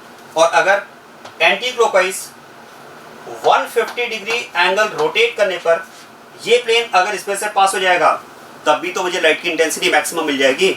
तो अब क्वेश्चन ये है कि मैं इस एनालाइजर को क्लॉकवाइज 30 डिग्री रोटेट करते हुए इसको डेक्स्ट्रो आइसोमर कहूं या फिर इसे एंटी क्लॉकवाइज 150 रोटेट करते हुए इसे लीवो आइसोमर कहूं। ये यहां पर एक क्वेश्चन बनता है। या फिर ये क्वेश्चन भी आपके माइंड में आ सकता है कि सर अगर मान लेते हैं कि ये प्लेन 180 डिग्री घूम जाए, अगर ये प्लेन 180 डिग्री घूम जाए तो फिर तो यहां पर इस ऑब्जर्विंग लेंस को, इस एनालाइजर को हम ऑब्जर्विंग लेंस भी कह सकते हैं। तो फिर तो पॉइंट याद है कि इस ऑब्जर्विंग लेंस को मुझे रोटेट ही नहीं करना पड़ेगा, ये तो इसमें से पास हो जाएगा। तो फिर क्या मैं ये मानकर चलूं कि ये कंपाउंड ऑप्टिकली इनएक्टिव होगा? या फिर एक पॉइंट ये आता है कि मान लेते हैं कि ये जो प्लेन है वो 90 डिग्री रोटेट हुआ। अगर ये प्लेन 90 डिग्री रोटेट हुआ तो अब ऑब्जर्विंग लेंस को, रिपीट कर रहा हूं मैं, एनालाइजर को हम ऑब्जर्विंग लेंस टर्म भी यूज कर सकते हैं। तो अब मैं अगर इस एनालाइजर को, इस ऑब्जर्विंग लेंस को, अगर मान लो ये प्लेन 90 डिग्री रोटेट हुआ कंपाउंड के कांटेक्ट में आने के बाद में, तो अगर मैं इस ऑब्जर्विंग लेंस को क्लॉकवाइज रोटेट करता हूं 90 डिग्री से, तब भी इसमें से प्लेन पास हो जाएगा, लाइट की इंटेंसिटी मैक्सिमम। और अगर मैं इसको एंटी क्लॉकवाइज रोटेट करता हूं तब भी प्लेन इसमें से पास हो जाएगा, लाइट की इंटेंसिटी मैक्सिमम। तो फिर हम इस कंपाउंड को डेक्स्ट्रो आइसोमर कहेंगे या फिर लीवो आइसोमर कहेंगे। तो अब आप ध्यान देना, देखो एक सिंगल रीडिंग से हम ये प्रेडिक्ट नहीं कर पाएंगे कि ये कंपाउंड डेक्स्ट्रो नेचर का है या फिर लीवो नेचर का है। कैसे प्रिडिक्ट करेंगे जरा इस बात को समझना। देखो ये जो आपको यहाँ पर प्लेन डिफ्लेक्टेड मिला, ये क्यों डिफ्लेक्टेड मिला? जब पीपीएल का कंपाउंड के साथ में इंटरेक्शन हुआ तो कंपाउंड के ऑप्टिकली एक्टिव नेचर ने इस प्लेन को डिफ्लेक्ट किया। तो पॉइंट यहाँ पर ये देखो, किसी भी कंपाउंड के अगर हम बात कर रहे हैं ऑप्टिकली एक्टिव होने की और वो अगर पीपीएल के प्लेन को डिफ्लेक्ट करता है तो किस एंगल से डिफ्लेक्ट करेगा वो एंगल फिक्स्ड नहीं है, that depends on some parameters. वो कुछ पैरामीटर्स पे डिपेंड करता है और उन पैरामीटर्स की अगर बात की जाए, ध्यान देना, angle of rotation is not fixed for a compound, it depends on some parameters. और अगर बात की जाए कि पीपीएल का जो प्लेन है वो किस एंगल से रोटेट होगा, वो किन पैरामीटर्स पे डिपेंड करता है, तो इसमें हम बात करते हैं 4 पैरामीटर्स की। एक तो इसमें हम बात करते हैं length of polarimeter tube, polarimeter tube की लंबाई, उसकी जो लेंथ है एक तो इस पैरामीटर पे डिपेंड करेगा। दूसरा हम बात करते हैं कंसंट्रेशन ऑफ सॉल्यूशन, क्योंकि यहां पर आप देखो तभी तो मैंने लिखा है solution of compound with non concentration, तो उस सॉल्यूशन की कंसंट्रेशन क्या है इस पैरामीटर पर भी डिपेंड करेगा एंगल ऑफ रोटेशन। और इसके अलावा हम 2 पैरामीटर्स की और बात करते हैं, temperature and wavelength of light. तो there are 4 parameters on which angle of rotation will depend. One is length of the polarimeter tube, second is concentration of solution, third is temperature and fourth is wavelength of light। इसमें हम mainly 2 parameters की बात करेंगे, एक तो polarimeter tube की length और दूसरा कंसंट्रेशन। अब आप ध्यान देना, जब आप एक्सपेरिमेंट कर रहे हैं तो आपने किस कंसंट्रेशन का सॉल्यूशन आपने काम में लिया है वो आपको पता है। मान लेते हैं, सुनिएगा, ऐसा मान लेते हैं कि हमने C1 कंसंट्रेशन पर एक्सपेरिमेंट किया, हमने पहले एक्सपेरिमेंट किया C1 कंसंट्रेशन पर, और ध्यान देना, मान लेते हैं C1 कंसंट्रेशन पर हमें ये रिजल्ट मिला और इस रिजल्ट के अकॉर्डिंग हम ये यहां पर सोच रहे हैं, ये हमारा मानना है कि हम इसको डेक्स्ट्रो मानते हुए 30 डिग्री एंगल की बात करें या फिर हम इसे एंटी क्लॉकवाइज लीवो मानते हुए 150 डिग्री एंगल की बात करें। ध्यान देना, सुनिएगा इस बात को, प्लस माइनस जो है वो क्लॉकवाइज एंटी क्लॉकवाइज को इंडिकेट करेगा, plus for clockwise and minus for anti clockwise. तो क्वेश्चन यहां पर ये आ रहा है,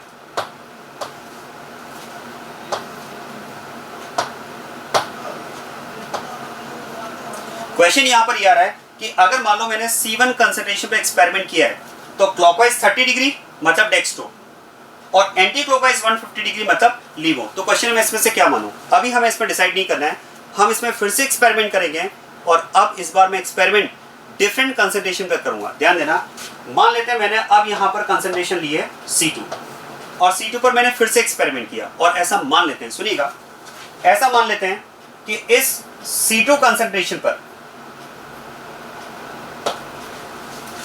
ऐसा मान लेते हैं कि इस C2 कंसंट्रेशन पर जो हमें यहां पर डिफ्लेक्शन मिला वो डिफ्लेक्शन कुछ इस तरह से मिला। ध्यान देना, ये मैंने यहां पर C2 कंसंट्रेशन के लिए लिया है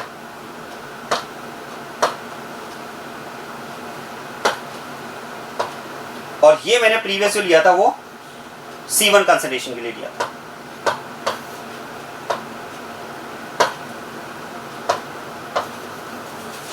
This is for C1 concentration and this is for C2 concentration। अब आप देखो, C2 concentration पर मैंने एक्सपेरिमेंट किया और जब C2 concentration पर मैंने एक्सपेरिमेंट किया तो मुझे प्लेन का डिफ्लेक्शन ये मिला और ऐसा मान लेते हैं कि अगर ये क्लॉकवाइज तो मिला 20 डिग्री, मान लेते हैं क्लॉकवाइज तो मिला 20 डिग्री और अगर क्लॉकवाइज 20 डिग्री मिला तो एंटी क्लॉकवाइज ये यहां पर मुझे मिलेगा 160 डिग्री। तो क्वेश्चन है कि मैं इसे क्लॉकवाइज 20 डिग्री लूं या फिर एंटी क्लॉकवाइज 160 डिग्री लूं। सुनिएगा इस बात को, देखो जब आपने डिफरेंट कंसंट्रेशन पे एक्सपेरिमेंट किया तो जैसा कि मैंने आपसे कहा कि angle of rotation for a compound is not fixed, it depends on some parameters. Which parameters? Length of the polarimeter tube, concentration of solution, wavelength and temperature. और ध्यान देना, इनमें से अगर 2 मेन पैरामीटर्स की बात की जाए, सुनिएगा, तो कंपाउंड के लिए जो एंगल ऑफ रोटेशन है that will be directly proportional to, ध्यान देना, एंगल ऑफ रोटेशन जो है that is directly proportional to L। What is L? L is length of polarimeter tube. ध्यान देना, it is directly proportional to L।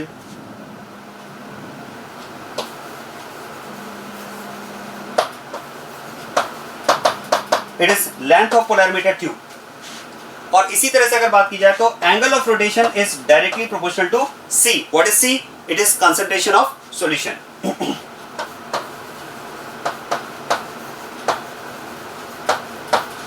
तो angle of rotation की अगर बात की जाए तो जैसा कि मैंने आपसे कहा कि हम इसमें दो मेन पैरामीटर्स की बात कर रहे हैं, पोलैरिमीटर ट्यूब की लेंथ और सॉल्यूशन की कंसंट्रेशन, और दोनों के डायरेक्टली प्रोपोर्शनल आपको मिलता है एंगल ऑफ रोटेशन। क्योंकि देखो पोलैरिमीटर ट्यूब की लेंथ जितनी ज्यादा होगी, ध्यान देना, पोलैरिमीटर ट्यूब की लेंथ जितनी ज्यादा होगी, क्या मैं कह सकता हूं लाइट का with in the tube travel का जो ड्यूरेशन होगा वो बढ़ जाएगा।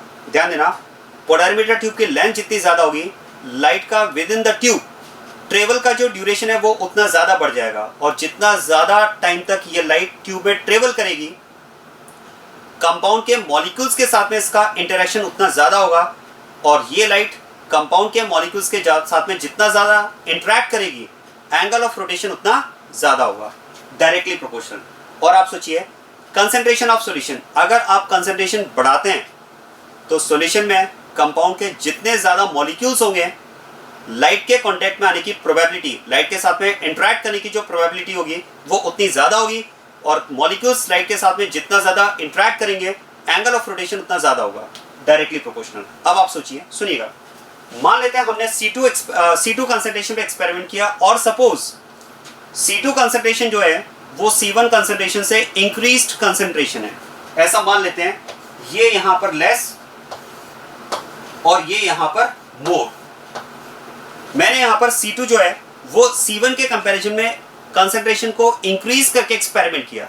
अब आप सोचिए कि अगर मैंने C2 कंसंट्रेशन C1 से इंक्रीज करके लिए, और अगर मैं एक्सपेरिमेंट कर रहा हूं तो इंक्रीज्ड कंसंट्रेशन पर क्या एक्सपेक्टेड है, एंगल ऑफ रोटेशन बढ़ना चाहिए या कम होना चाहिए, angle of rotation should increase. बस अब आप देख लो, अगर मैं क्लॉकवाइज, ध्यान देना, अगर मैं C1 कंसंट्रेशन पर ये मान लूं कि प्लेन क्लॉकवाइज रोटेट हुआ है और उसके अकॉर्डिंग मुझे अगर 30 डिग्री एंगल मिला, तो फिर तो क्लॉकवाइज डायरेक्शन में C2 कंसंट्रेशन पर मेरे पास एंगल कितना आ रहा है, 20 डिग्री। जबकि मैं ये कह रहा हूं कि C2 कंसंट्रेशन जो है वो इंक्रीज्ड कंसंट्रेशन है, तो अगर C2 कंसंट्रेशन इंक्रीज्ड कंसंट्रेशन है तो फिर एंगल ऑफ रोटेशन कम तो नहीं होना चाहिए, और अगर यहां पर कम हो रहा है इसका मतलब हमने यहां पर ये डायरेक्शन गलत ली है। अब आप सोचिए, अगर मैं यहां पर इसे क्लॉकवाइज 30 ना मान करके एंटी क्लॉकवाइज अगर इसे 150 लेता C1 कंसंट्रेशन पर, ये अगर मैंने इसे मान लिया होता, तो जब मैंने इंक्रीज्ड कंसंट्रेशन पे एक्सपेरिमेंट किया और अगर मैं फिर से एंटी क्लॉकवाइज जा रहा हूं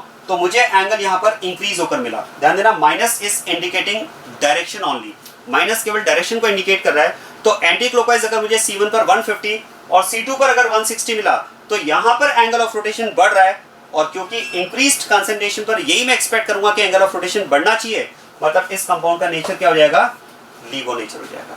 और ध्यान देना, अगर आपको ऐसा लगता है कि किसी कंसंट्रेशन पर मान लेते हैं ये प्लेन अगर 180 डिग्री रोटेट हुआ तो हो सकता है, लेकिन 180 डिग्री रोटेशन का मतलब, क्योंकि ये प्लेन इस ऑब्जर्विंग लेंस को विदाउट डिफ्लेक्ट किए हुए निकल जाएगा, तो इसका मतलब ये नहीं है कि ये कंपाउंड ऑप्टिकली इनएक्टिव हो गया।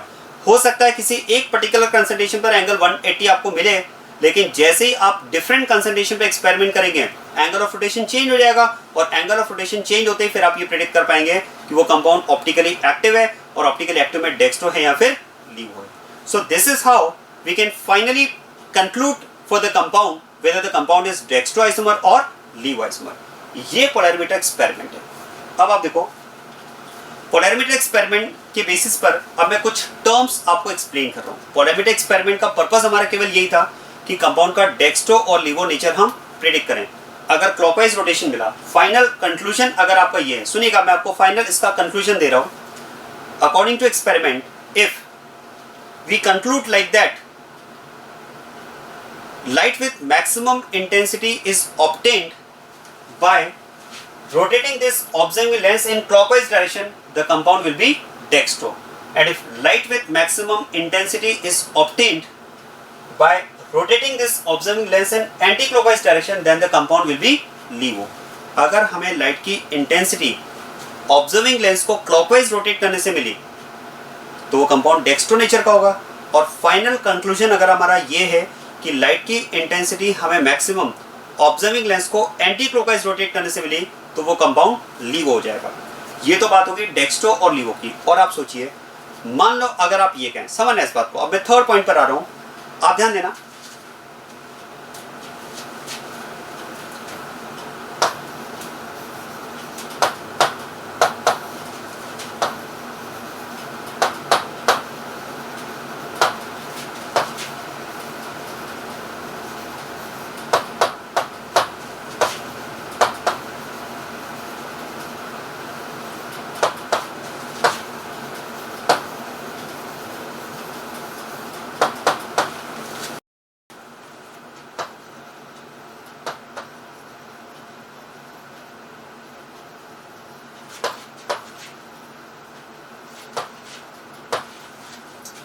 Light with maximum intensity is obtained by rotating the observing lens in clockwise direction. अगर हमारे पास ये कंडीशन है in clockwise direction, that the compound is dextrorotatory compound D isomer. और अगर सेकेंड हमारे पास ये है by rotating in anti-clockwise direction, then the compound is LEO isomer. और अब आप ध्यान देना, मान लो अगर आप ये कहते हैं कि सर हमने एक्सपेरिमेंट किया और एक्सपेरिमेंट करते टाइम हमने डिफरेंट कंसंट्रेशन पर हमने रीडिंग्स लेने की कोशिश की, लेकिन C1, C2, C3 different concentration पर हमारे पास हमेशा एक ही रिजल्ट मिला कि जो ऑब्जर्विंग लेंस है उसको विदाउट डिफ्लेक्ट किए हुए हमें लाइट की इंटेंसिटी मैक्सिमम मिली. मान लेते हैं C1 कंसंट्रेशन पर आपको ये रिजल्ट मिला, मतलब you are getting light with maximum intensity without deflecting the observing lens. तो फिर तो इसका मतलब इस केस में अगर C1 कंसंट्रेशन पर ये आपको लाइट की इंटेंसिटी ऑब्जर्विंग लेंस को बिना डिफ्लेक्ट किए हुए मिली, फिर आपने C2 कंसंट्रेशन पे एक्सपेरिमेंट किया, फिर से आपको ये कंडीशन मिली. C3 कंसंट्रेशन पे एक्सपेरिमेंट किया, फिर से आपको ये मिली. अगर आपको हर कंडीशन में लाइट की इंटेंसिटी ऑब्जर्विंग लेंस को विदाउट डिफ्लेक्ट किए हुए मिल रही है, तो फिर फाइनली हम ये कंक्लूड करेंगे कि कंपाउंड इज ऑप्टिकली इनएक्टिव. ध्यान देना,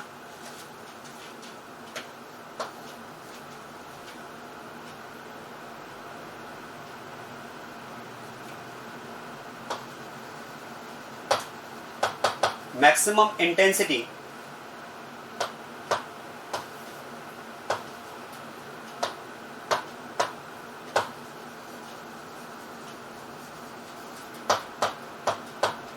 if maximum intensity is obtained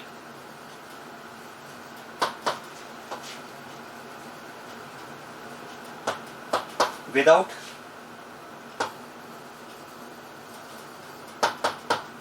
rotating the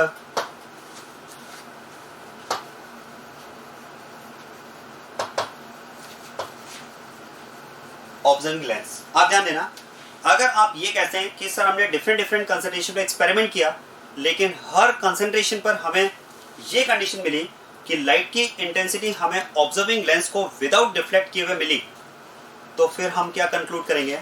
तो फिर हम कंक्लूड करेंगे मतलब द कंडीशन इज ऑप्टिकली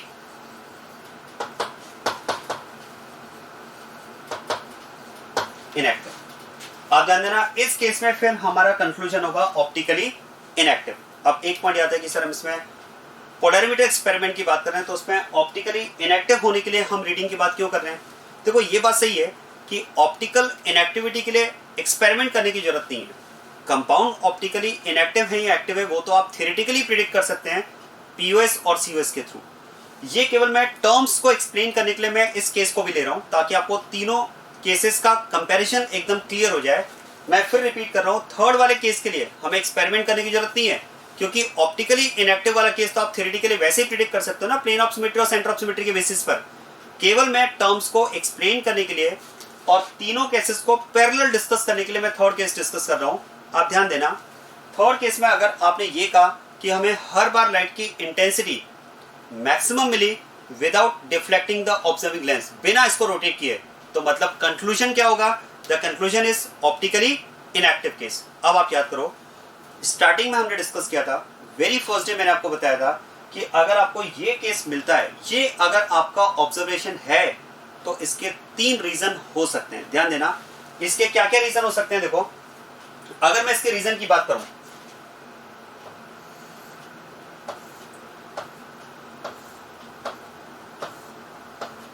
तो इसके 3 रीजन हो सकते हैं. देखो, रीजन नंबर 1 याद करें, इसका एक रीजन तो ये हो सकता है कि जो कंपाउंड आपने पोलैरिमीटर ट्यूब पे लिया है वो ऑप्टिकल आइसोमेरिज्म ही शो नहीं कर रहा है. The compound is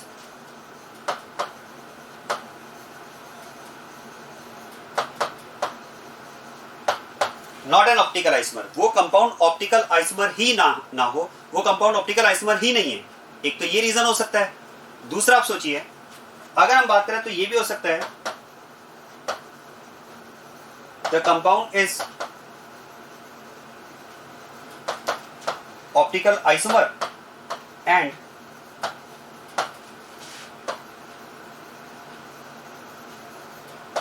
is optically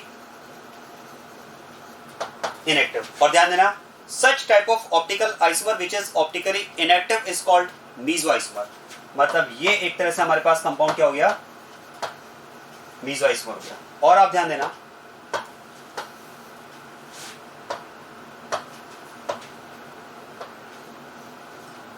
ये जो आपको यहां पर रिजल्ट मिला, इसका थर्ड रीजन क्या हो सकता है, याद करो, equimolecular mixture of D and L mirror images. अगर आप पोलैरिमीटर ट्यूब में डेक्स्ट्रो और लीवो मिरर इमेज मॉलिक्यूल्स का इक्विमोलिकुलर मिक्सचर ले लें, तब भी तो नेट रिजल्ट जीरो आएगा, क्योंकि डेक्स्ट्रो और लीवो एक दूसरे के इफेक्ट को कंपेंसेट कर देंगे। क्योंकि डेक्स्ट्रो ने जितना क्लॉकवाइज रोटेट किया होगा, अगर इक्विमोलिकुलर मिक्सचर उसके मिरर इमेज एल फॉर्म का भी उसमें अवेलेबिलिटी है, तो वो उसी एंगल से उसको अपोजिट डायरेक्शन में रोटेट करेगा, तो नेट रिजल्ट क्या हो जाएगा इस केस में, जीरो। इसका मतलब ये हम बात कर सकते हैं equimolecular mixture of D and L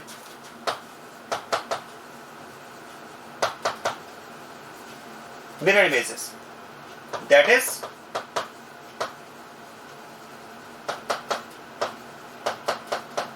racemic mixture. तो याद करो, अगर आपका डिफरेंट कंसंट्रेशन पर आपने एक्सपेरिमेंट किया और अगर आपका फाइनल कंक्लूजन ये है कि we get light with maximum intensity without rotating the observing lens, तो उसका रीजन या तो ये हो सकता है कि जो कंपाउंड आपने सेलेक्ट किया है वो ऑप्टिकल आइसोमर ही ना हो, या हो सकता है कि वो ऑप्टिकल आइसोमर तो हो बट ऑप्टिकली इनएक्टिव हो, दैट इज मीसो आइसोमर। या फिर आपने डी और एल का इक्विमोलिकुलर मिक्सचर लिया हो, जिसको हम बोलते हैं रेसिमिक मिक्सचर। अब मैं फिर रिपीट कर रहा हूं, मैं फिर इस बात को रिपीट कर रहा हूं कि इस थर्ड वाले पॉइंट के लिए एक्सपेरिमेंट की क्या जरूरत है। यस, थर्ड वाले पॉइंट के लिए एक्सपेरिमेंट की जरूरत नहीं है, क्योंकि आप सोचिए, कोई भी कंपाउंड ऑप्टिकल आइसोमरिज्म शो कर रहा है या नहीं कर रहा है, वो तो आप थ्योरेटिकली प्रेडिक्ट कर सकते हैं। इस क्वेश्चन पर हमने लास्ट क्लास में काम भी किया था। दूसरा, मीसो आइसोमर को चेक करने के लिए एक्सपेरिमेंट करने की जरूरत नहीं होती है, उसको आप थ्योरेटिकली चेक कर सकते हैं। और थर्ड, डी और एल का मिक्सचर, तो ये तो हमें पहले से ही पता होना चाहिए कि हम जो सॉल्यूशन बना रहे हैं वो सिंगल कंपाउंड का बना रहे हैं या मिक्सचर का बना रहे हैं। तो इसका मतलब थर्ड वाले केस के लिए हमें एक्सपेरिमेंट की जरूरत नहीं है। एक्सपेरिमेंट की रिक्वायरमेंट, पोलैरिमीटर एक्सपेरिमेंट की जो रिक्वायरमेंट है वो केवल फर्स्ट और सेकंड के लिए है, या ये चेक करने के लिए कि उस कंपाउंड की ऑप्टिकल पावर क्या है, मतलब वो कंपाउंड प्लेन को कितने एंगल से डिफ्लेक्ट कर पा रहा है। ये थर्ड पॉइंट केवल और केवल मैं ले रहा हूं आपको टर्म्स एक्सप्लेन करने के लिए, तीनों केसेस को पैरेलल में डिस्कस करने के लिए। अब जरा देखो, फर्स्ट वाले केस में हमने कहा dextro isomer, dextro rotatory. Second वाले केस के लिए हमने कहा एल आइसोमर, लीवो रोटेटरी। और थर्ड वाले केस में मैंने आपको तीन रीजन दिए। Compound is not an optical isomer, compound is an optical isomer that is meso, and equimolecular mixture of D and L mirror images that is racemic mixture. तो अब आप देखो, यहां पर हमारे पास टोटल 4 टर्म्स होगी। डेक्स्ट्रो रोटेटरी, ये आप जानते हैं, हम ऑलरेडी डिस्कस कर चुके हैं। लीवो रोटेटरी, ये भी आप जानते हैं, हम ऑलरेडी डिस्कस कर चुके हैं। मीसो एंड रेसिमिक मिक्सचर, तो अब मैं यहां पर मीसो और रेसिमिक मिक्सचर के लिए डिटेल में बात करूंगा। तो बात करते हैं इसमें मीसो।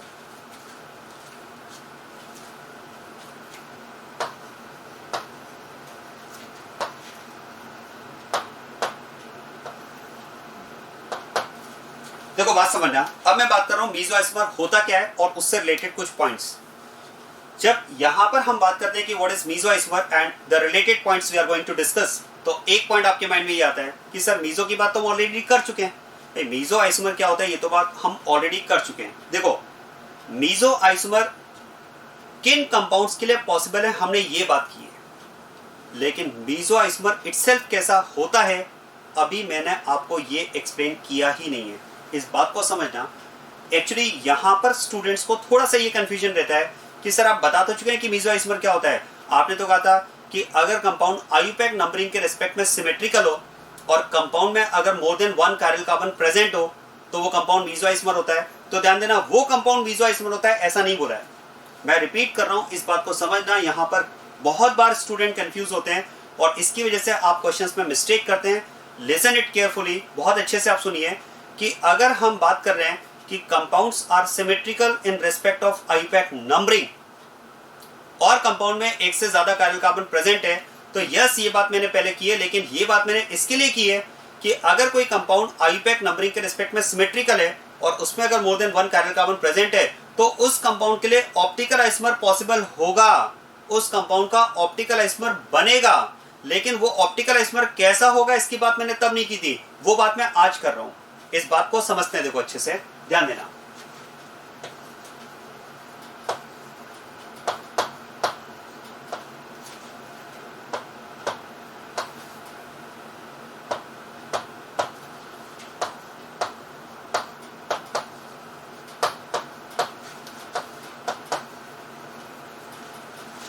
ध्यान देना, ये कंपाउंड अगर आपको दिया हुआ है और अगर आपसे पूछा जाए, ध्यान देना, अगर आपसे पूछा जाए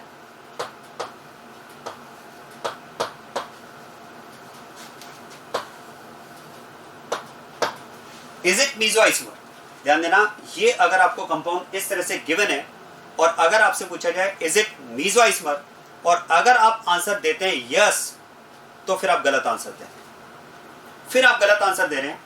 क्योंकि आप ध्यान देना, अगर आपसे ये पूछा जा रहा है कि इज इट मीजो आइसोमर और अगर आपने कहा कि यस, तो फिर आप गलत आंसर दे रहे हैं। सुनिए, अगर आपका आंसर यहां पर यस है तो फिर आप गलत आंसर दे रहे हैं।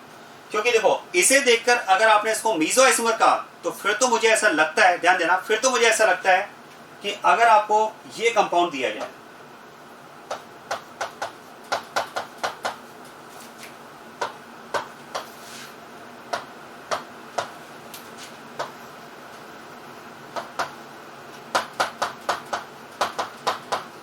अगर आपको ये कंपाउंड दिया जाए और आपसे पूछा जाए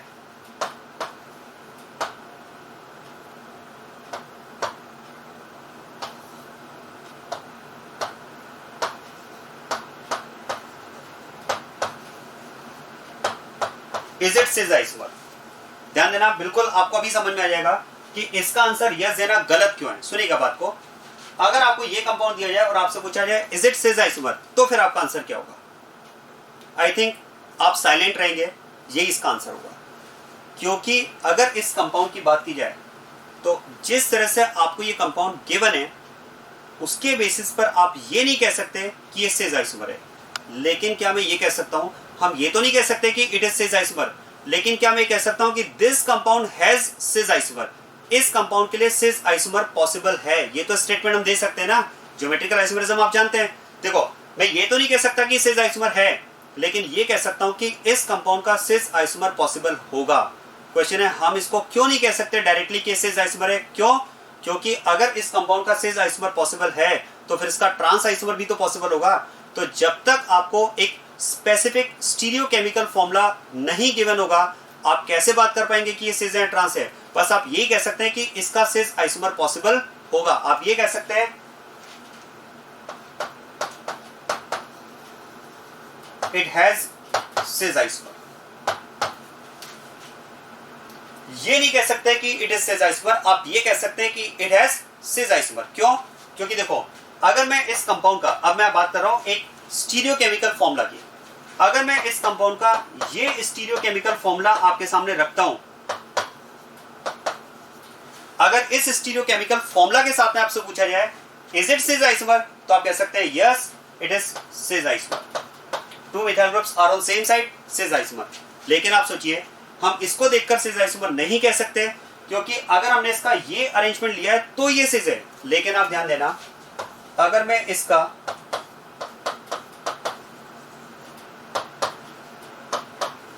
ये अरेंजमेंट लेता हूं तो फिर तो ये ट्रांस आइसोमर हो जाएगा ना। तो इसका मतलब इस कंडीशन में ये स्टेटमेंट देना गलत होगा कि इट इज सिस आइसोमर। आप ये कह सकते हैं कि इट हैज सिस आइसोमर, इसलिए स्टेटमेंट देना गलत होगा कि इट इज सिस आइसोमर, क्योंकि अगर इसका सिस आइसोमर पॉसिबल है तो फिर इसका ट्रांस आइसोमर भी पॉसिबल होगा। हाँ, वो फिर डिपेंड करेगा स्टीरियोकेमिकल फॉर्मूला पर। अगर ये इस फॉर्म में दिया हुआ है तो सिस होगा, इस फॉर्म में दिया होगा तो ट्रांस होगा। बस ऐसा ही कुछ बात मैं यहां पर कर रहा हूं कि अगर आप ये कहते हैं कि इट इज सिस आइसोमर, गलत। हाँ, आप ये कह सकते हैं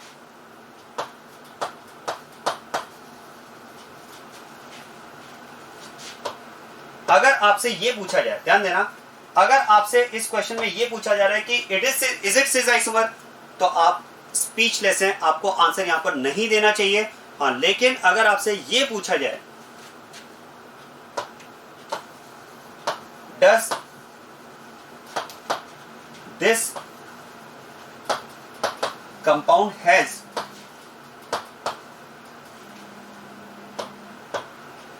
मीजो।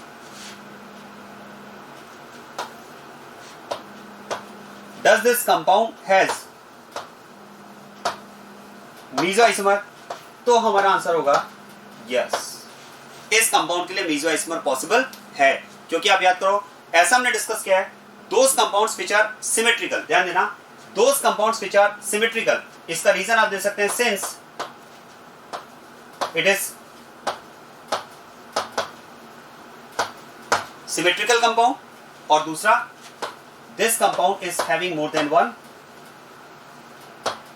chiral carbon। इसलिए हमने बात की है कि इस कंपाउंड का मीजो आइसोमर पॉसिबल है। लेकिन डायरेक्टली इसको देखकर ये बोल देना कि ये मीजो आइसोमर है, गलत। क्योंकि आप सोचिए, अगर इस कंपाउंड का मीजो आइसोमर पॉसिबल है तो इसका डीएल आइसोमर भी तो पॉसिबल है। तो वो तो फिर डिपेंड करेगा ना कि आपको स्टीरियोकेमिकल फॉर्मूला अरेंजमेंट कैसे दिया है।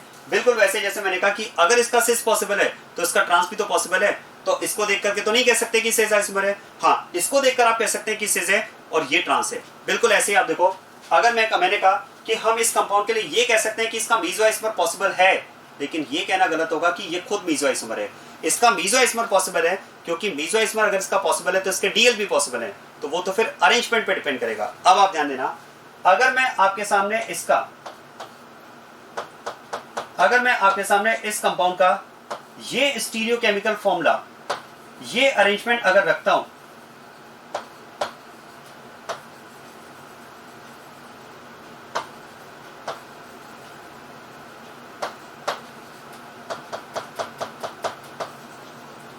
अगर मैं इस कंपाउंड का ये अरेंजमेंट आपके सामने रखता हूं, तो आप कह सकते हैं इस मॉलिक्यूल में प्लेन ऑफ सिमेट्री प्रेजेंट है, और प्लेन ऑफ सिमेट्री अगर प्रेजेंट है तो ये ऑप्टिकली इनएक्टिव होगा और ये होगा मीजो आइसोमर।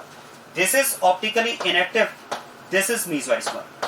लेकिन आप याद करें, अगर इस कंपाउंड का मीजो आइसोमर पॉसिबल है तो जिसके मीजो पॉसिबल होता है उसके डीएल भी तो पॉसिबल होते हैं। कैसे? आप देखो, अगर मैं इसी कंपाउंड का आपके सामने ये अरेंजमेंट रखता हूं,